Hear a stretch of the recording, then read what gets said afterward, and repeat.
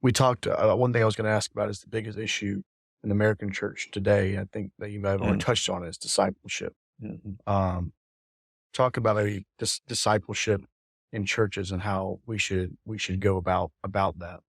Well, I think it's getting a little bit better in the way we receive people as members. When I first started, you just gave an invitation. People walked the aisle and they said, "We want to become part of your church, or we're accepting Christ, whatever. We want to move our membership." And you celebrated that and said, "All in favor? Any opposed?"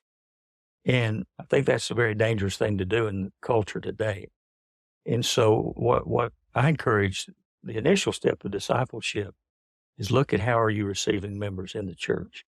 For example, my last pastorate, we just started discovery classes and they were 5 weeks, 2 hours for 5 Sundays, every Sunday during the Sunday school hour and the worship hour.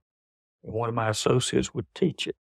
And we'd go over again, uh, the essentials of salvation, what it means to grow in Christ, something about that church that they're asking to join, something about the partnerships that church has with other evangelical groups, and expectations of church membership. And you go through all of that. At the end, we would always say, "Now you've heard what the gospel is. You've heard what this church stands for.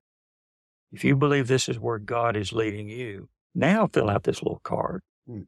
And that associate then would bring them back to the worship service when I was giving the invitation. And sometimes there might be 15, 20 people walking at a time to unite with the church.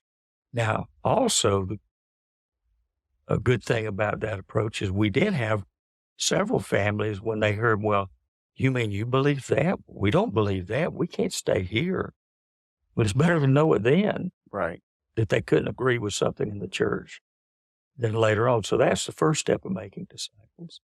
Well, in addition to being sure that we have a proper process for receiving members, and that's initial discipleship, then of course we want to get them into small groups. And it's good to, if a church can do so, to even have one-on-one mentoring, uh, mature disciple taking a new believer and working with them.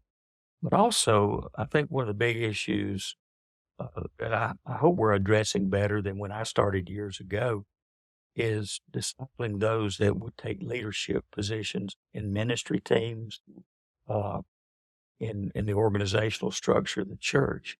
Uh, I can think many, many long nominating committee meetings where we would try to figure out how to twist somebody's arm to get them to take a position.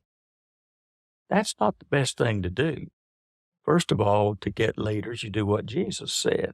Pray the Lord of the harvest to thrust out laborers into his harvest. That applies not just to mission field, that applies to local church. Right. And I would, first of all, when it comes to discipling leaders, start with prayer meetings. Be sure God's giving you the people. He wants you to prepare to be a leader, and then spend time. Sometimes churches thrust people into leadership positions and they get there and they don't even know what they're supposed to be doing because nobody took time to disciple, nobody to equip them, to train them. So I think those are some of the major things we could do.